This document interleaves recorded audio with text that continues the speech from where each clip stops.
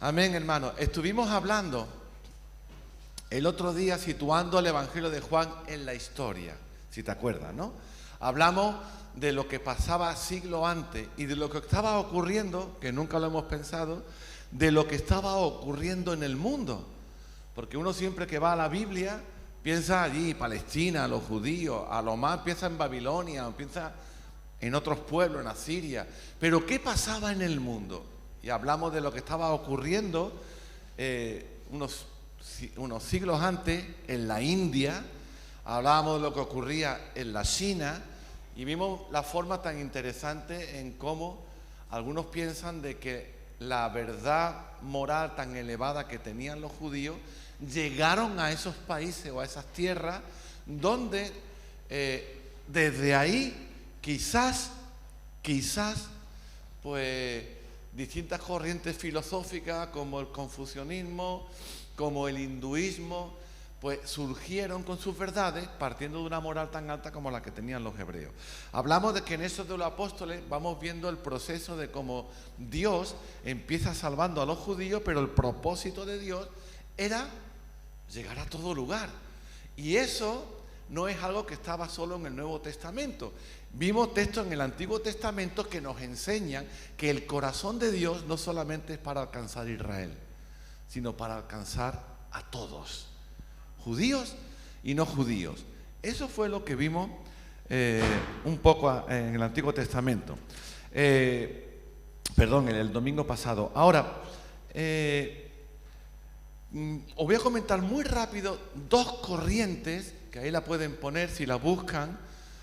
Una copia que hay que pone dos columnas, que pone el gnosticismo y el docetismo. A ver si la va ahí. Estas eran unas herejías que habían en el siglo I cuando Juan escribe el Evangelio. Voy a intentar para que lo entendáis, pero comparto esto para que veáis cómo estaba el mundo en aquella época y lo que la gente pensaba, y que no es muy diferente a lo que hay hoy día.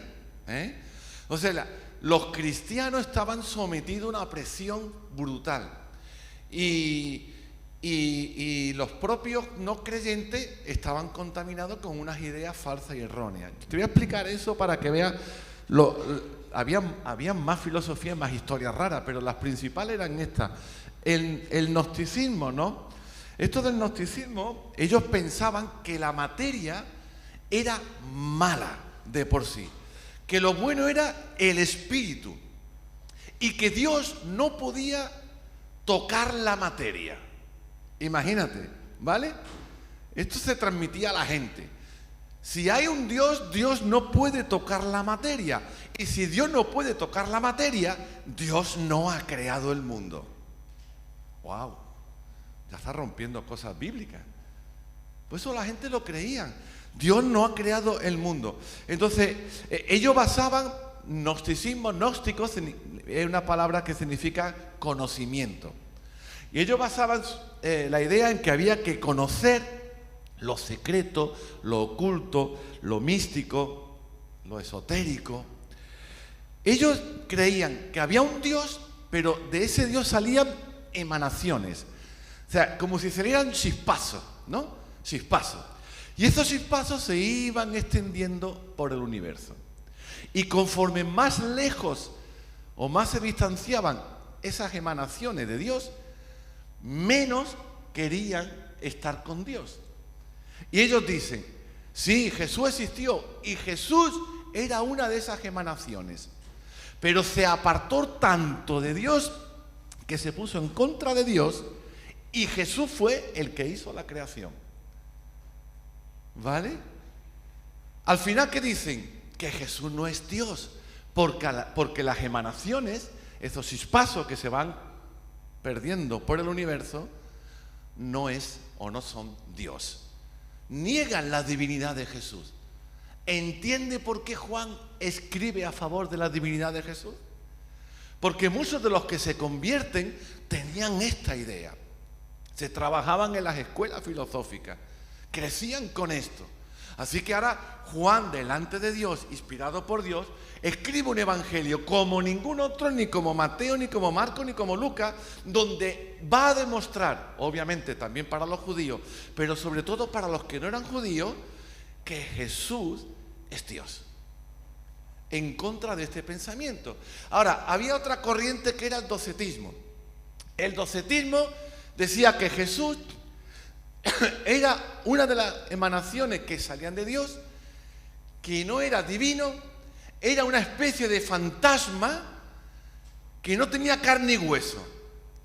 No puede, eso de que Dios se hace carne, eso qué locura es. En todo caso es como un ente espiritual, ¿no? Que puede revelarse, que puede manifestarse, pero que no se le podía tocar, ¿vale? Que no tenía cuerpo, ¿eh? Negaban la humanidad de Jesús y mantenía que Él tomaba forma de hombre, se parecía al hombre, ¿vale? Afirmaba a veces que Jesús era un hombre sobre quien venía el Espíritu de Dios, como en el bautismo, pero que después le dejó, antes de que muriese en la cruz. Así que vemos que el gnosticismo negaba que Jesús pudiese ser Dios, y el docetismo negaba que Jesús fuese Dios hecho carne. Esto era lo que había en aquella época. Sobre todo esta filosofía, ¿no? Era lo que reinaba. Entonces, es como si dijéramos los testigos de Jehová hoy día, ¿no? Pero que no fuese simplemente una religión, sino de que era algo que estaba muy filtrado en la sociedad griega y en la sociedad romana. Entonces, Juan escribe para demostrar que Jesús es Dios y además ese hombre que se le podía tocar, que no era un fantasma. Por eso hay muchos detalles en su evangelio que da a entender esto de Cristo, ¿no? Además de esto, hermano, había otra corriente, ya eso podemos pasarlo, había otra corriente como era el helenismo, que no está ahí. El helenismo es una cultura o una forma de pensar que empieza con Alejandro Magno, siglos antes, y que se caracteriza sobre todo por el idioma, el lenguaje, el griego, que como dijimos la semana pasada, era el idioma universal de la época, y con ese lenguaje se transmitía el pensamiento griego también, ¿vale? El helenismo influyó en lo que pensó Aristóteles, que después influyó a su vez muchísimo en la cultura, hasta nuestros días, ¿eh? Lo que Aristóteles decía y lo que Platón decía, llega hasta nuestros días. Todavía, fíjate, ¿no? Que parece que en la historia eso se ocultó, pero en el Renacimiento, después de la Edad Media, otra vez salió aquí lo del coro, aquí por aquí Amara, Dayana, salió otra vez el pensamiento fuerte de lo que pensaban los clásicos griegos, como eran este tipo de gente, ¿no? Platón, Aristóteles, Sócrates, etcétera, ¿vale? ¿Qué pasaba en Roma, en el Imperio Romano? Los romanos lo admitían todo. Los romanos tenían una mezcla, ellos les daban igual. Ellos cogieron muchos conceptos o pensamientos de los griegos, sobre todo. A ellos les daba igual que un judío adorara a Jehová y que un cristiano adorara a Jesús.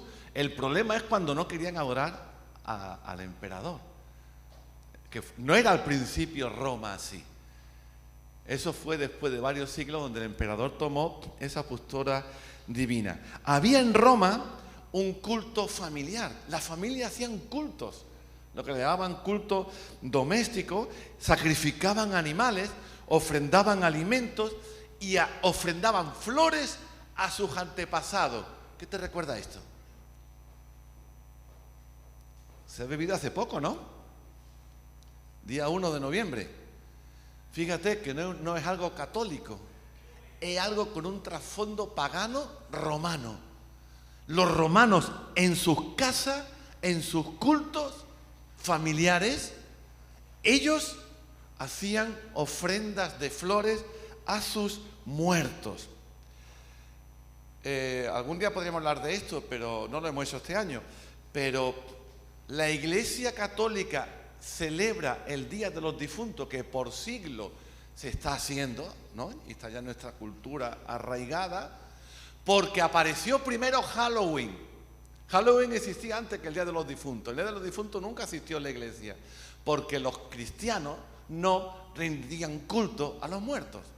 Pero Halloween, una filosofía que venía del norte de Europa, empezó a filtrarse y la Iglesia Católica en la Edad Media, tenemos que combatir esto, hagamos esto, pongamos este día para darle culto a nuestros muertos. Fijaros de dónde viene la historia. De ahí, y de ahí, mucho antes con Roma, que ellos así hacían, ¿no? También hacían sus matrimonios, lo celebraban en cultos de hogar, a través de sus dioses, de sus diosas. Había una diosa llamada Juno, que parece nombre masculino, pero era el nombre femenino de una diosa, que era la que, de alguna forma, esa diosa Juno, a la que clamaban, iba a hacer que el matrimonio nunca se rompiera, ¿no? Cuando llega la época imperial, esto al principio en Roma no era así, pero cuando llega la época imperial, el César empieza a tomar una autoridad militar, una autoridad política y una autoridad religiosa. Y empieza el culto al emperador.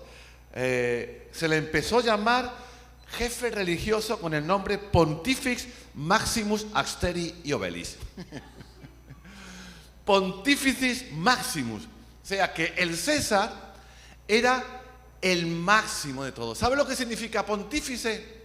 El Papa pontífice, ¿no? La palabra pontífice significa puente. ¿Ves tú? El puente entre Dios y los hombres. Eso significa pontífice.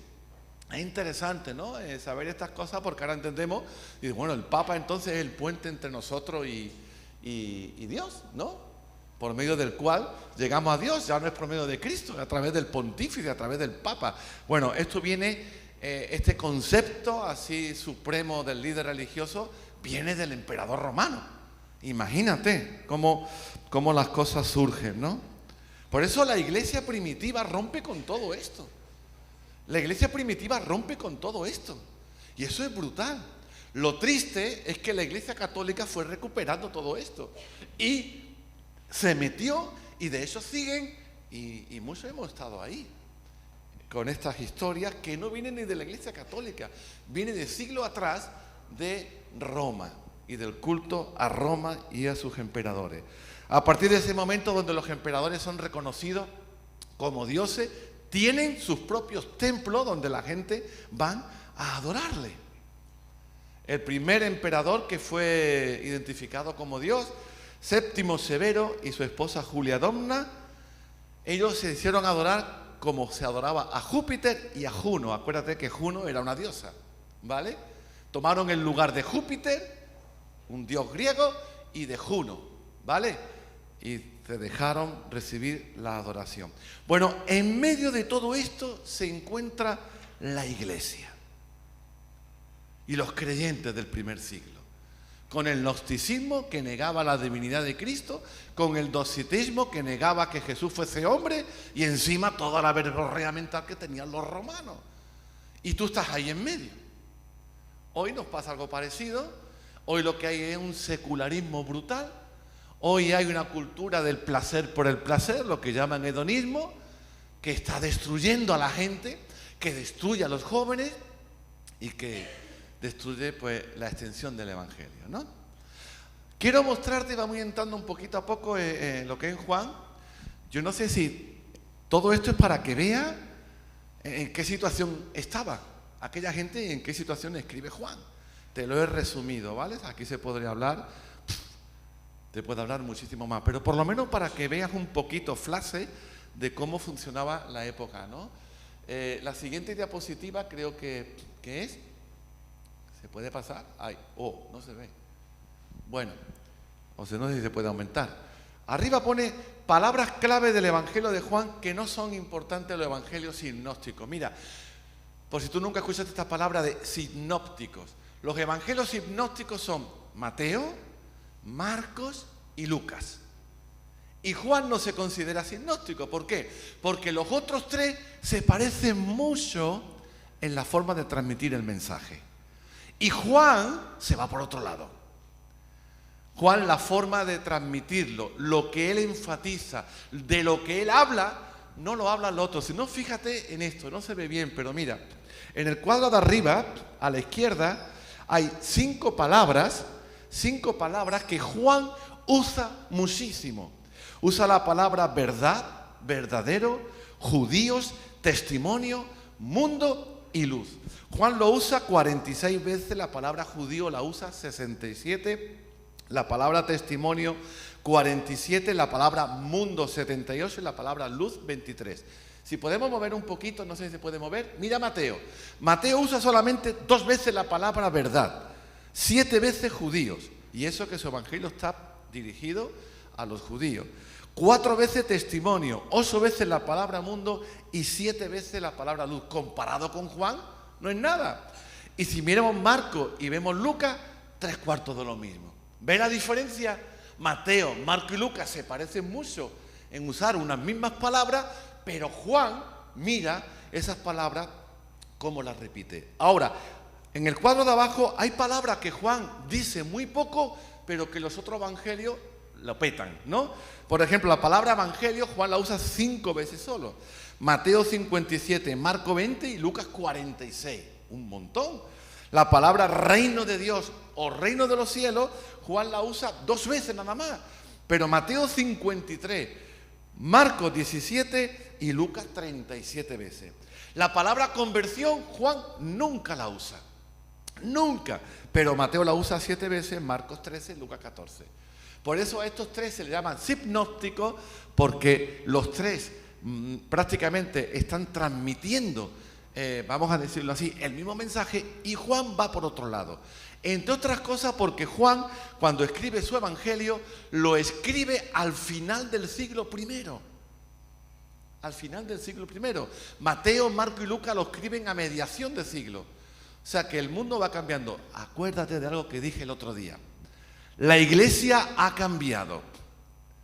Hasta el año 50, la iglesia era pura Jerusalén. Los cristianos eran los que vivían en Jerusalén.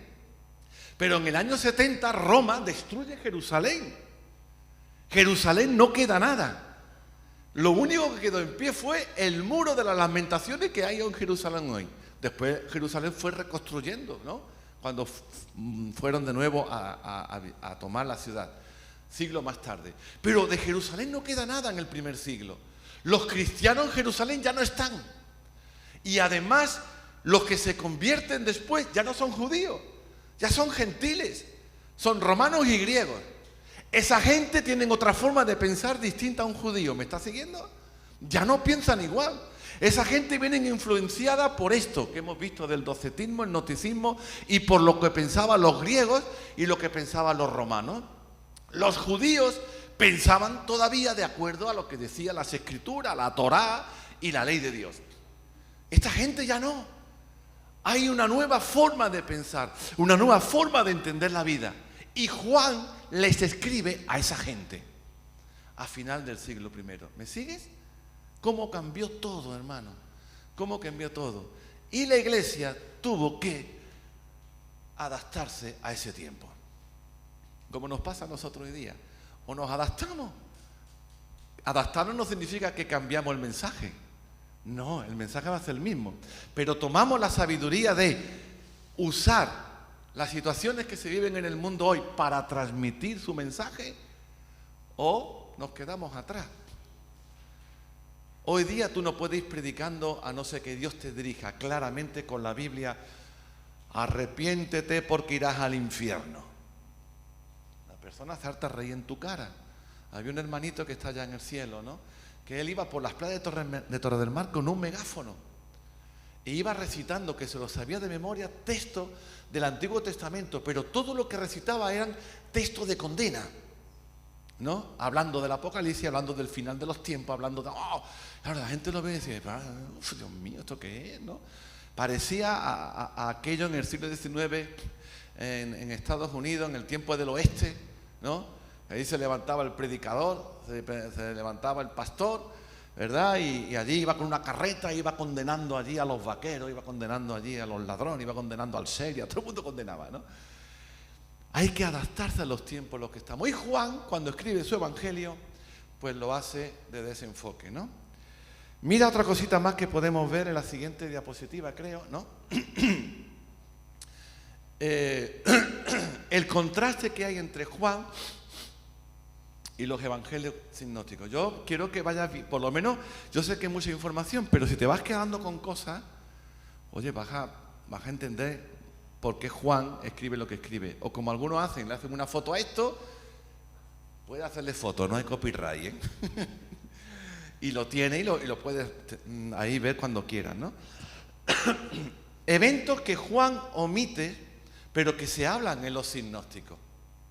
En Mateo, Marco y Lucas se habla de nacimiento de Jesús, se habla del bautismo de Jesús, se habla de las tentaciones de Jesús, se habla de la Santa Cena, se habla de Getsemaní, se habla de la ascensión del Señor. En ningún caso de que sean curadas personas endemoniadas y ninguna parábola que contó Jesús, ¿no? Ahora, en Juan, fíjate que interesante que a Juan le da igual hablar del nacimiento de Jesús, no es lo importante. ¿Qué tenía en mente Juan? ¿Me ayudáis? Que antes lo hemos dicho. ¿Qué quería Juan cuando escribe su evangelio? ¿Qué quería dar a entender a la gente que lo leyera? La divinidad de Cristo. Que Jesús era Dios, ¿no? Él no menciona su nacimiento, él no menciona...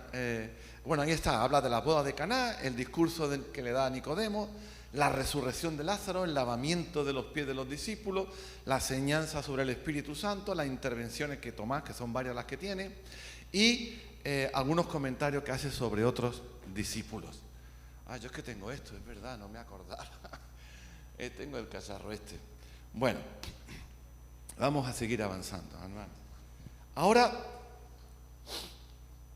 la pregunta que vamos a ver ahora es, y con esto pues igual lo terminamos, ¿quién escribe este evangelio? Estamos diciendo que es Juan el que escribe el evangelio. Hemos visto la situación histórica, ¿amén? ¿Dónde está Juan? Ese evangelio, ¿por qué lo escribe? ¿Qué pasaba un poco en el mundo en aquellos días? ¿Es Juan el que lo escribe o no? Vamos a intentar comprobar que sí fue Juan el que escribió este evangelio. Lo primero que vemos es que el autor del evangelio era un judío. Tenía que ser judío. ¿Por qué? Bueno, nosotros que lo vemos en español, el evangelio de Juan, pero si fuésemos al texto escrito en griego, el estilo, la forma de expresar y la forma de comunicar era la que tenían los judíos, el estilo literario, ¿no? Después vemos que el que escribe este evangelio conocía muy bien el Antiguo Testamento y la ley. El que escribe Juan conoce muy bien el Antiguo Testamento. Es decir, que tenía que ser judío ya nada más por esto. Después porque hace mucha referencia al Mesías.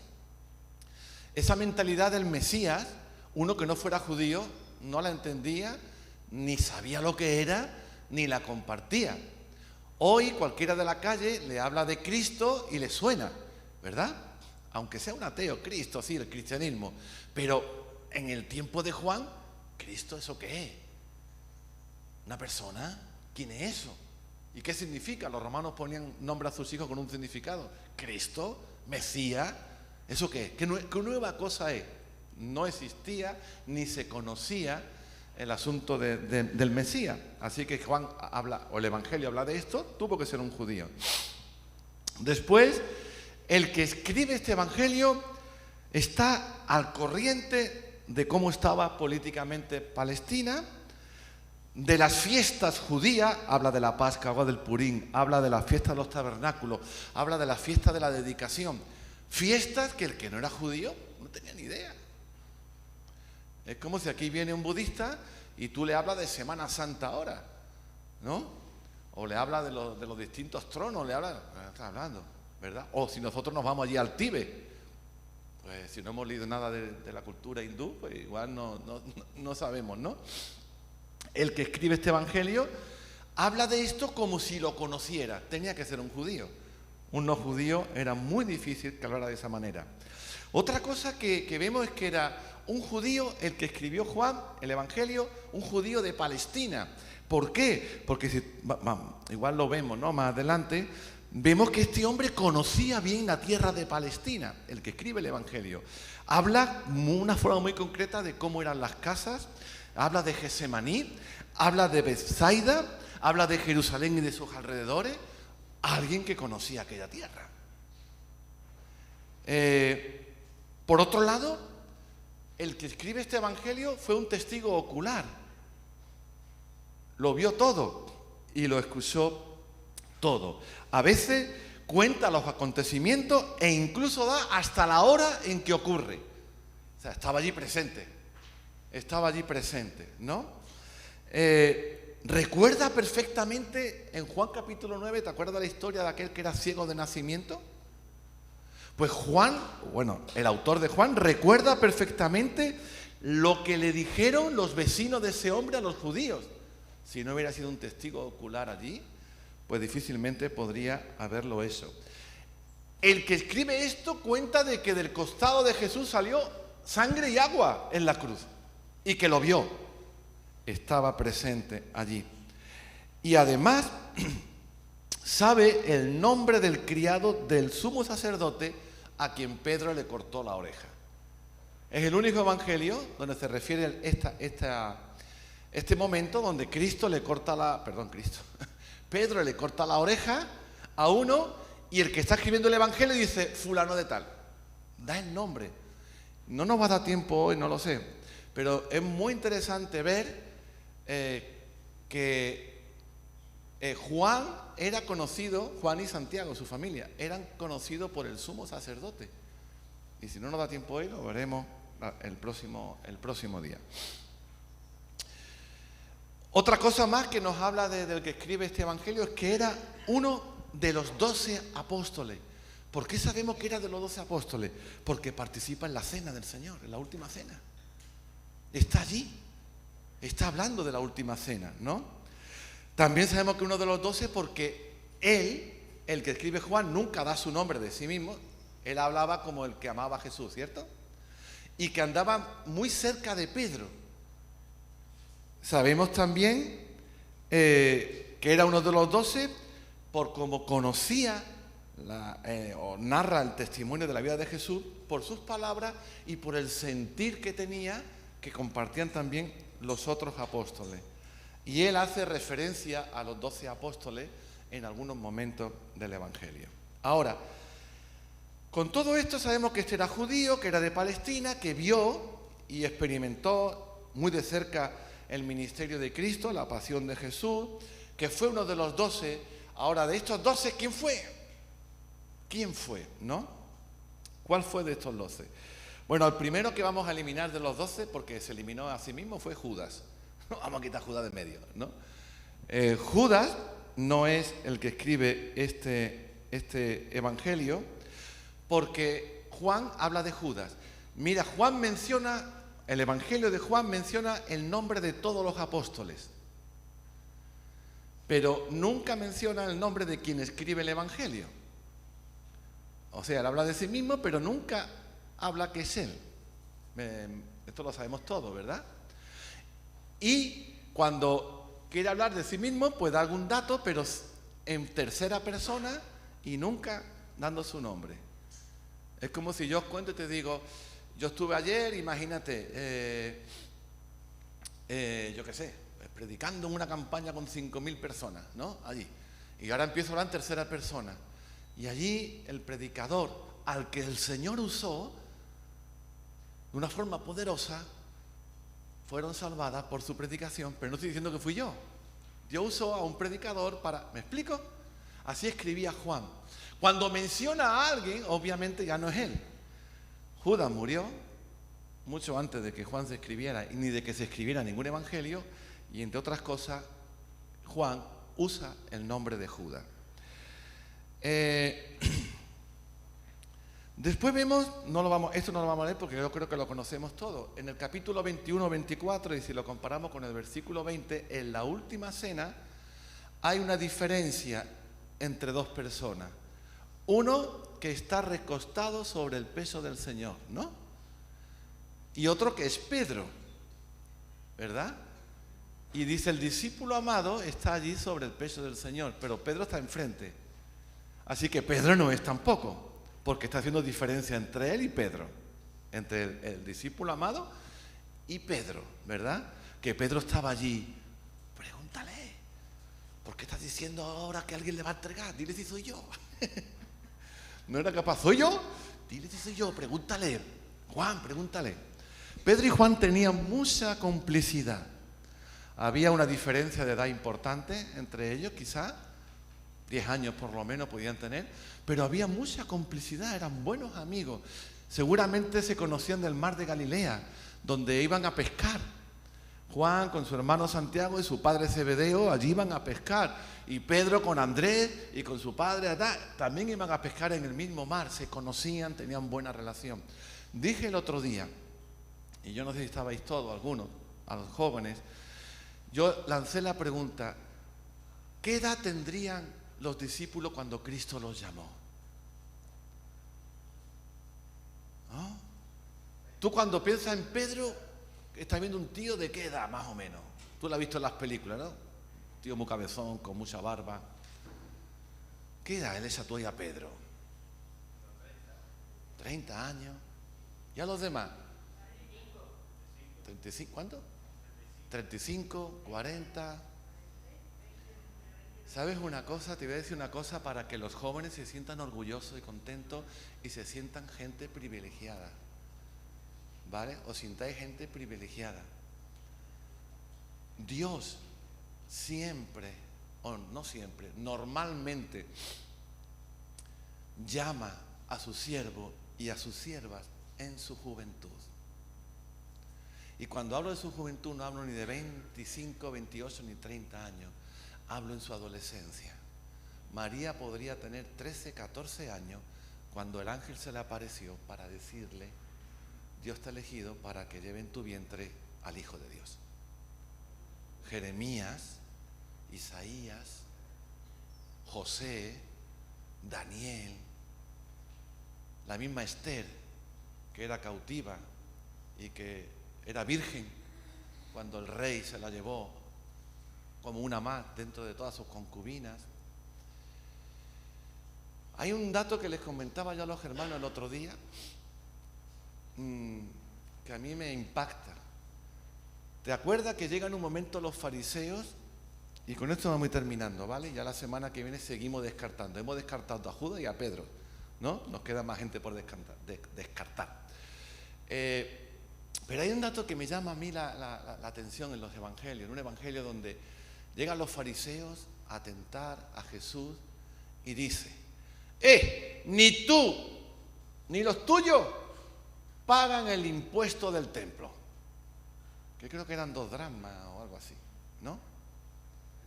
Y ahora te pone a investigar eso, los impuestos del templo. ¿Quién pagaba los impuestos del templo? ¿Sabes quiénes pagaban los impuestos del templo?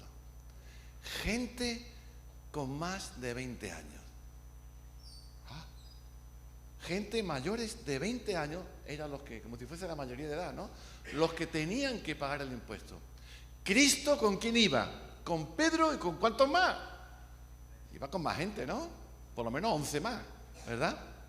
Iba con más gente. Y Cristo le dice a Pedro: Pedro, ve, esa es la caña, bueno, esa es la caña, lo digo yo.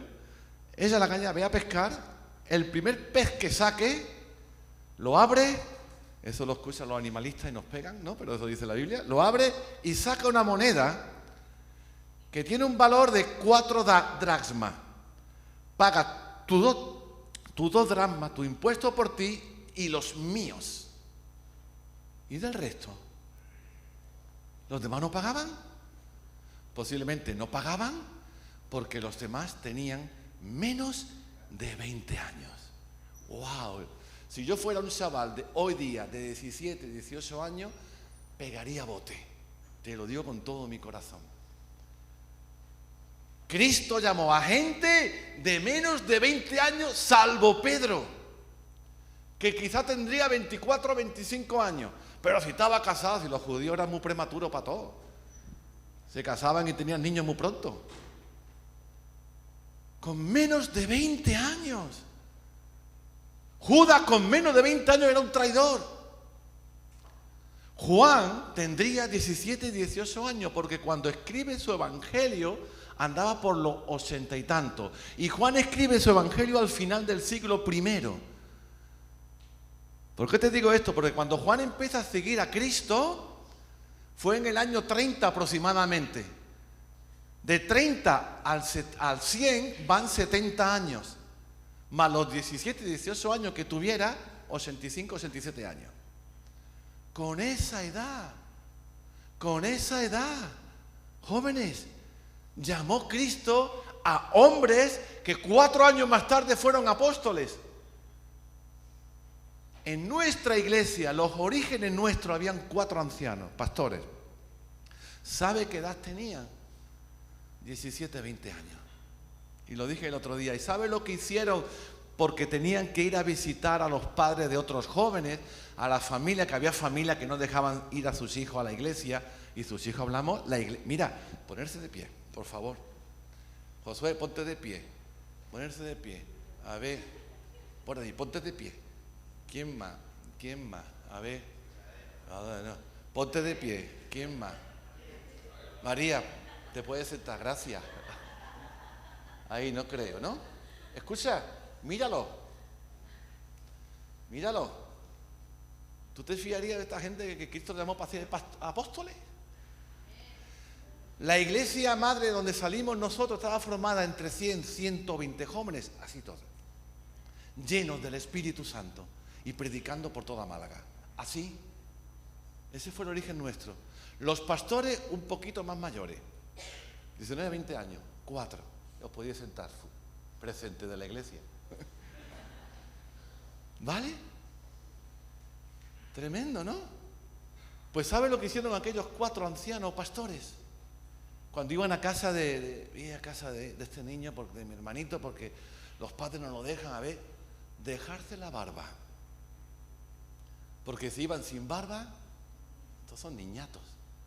Se dejaron la barba. Uno de ellos no le salía barba. No tenía barba. David. Los otros 3 sí tenían barba, entre ellos Juan Carlos Soto. Se dejaron la barba para aparentar más edad. Y Dios los usó para levantar una iglesia en Málaga. Que las iglesias de Málaga los buscaron. Bendito sea Dios. ¿Eso qué significa? Que a los demás, claro, a los más viejos también nos llama Dios. Esto es una lanza a favor de ellos. Pero Dios te llama, te ha puesto dones para que le sirva, para que le ministre. Cumple la obra de Dios. Amén.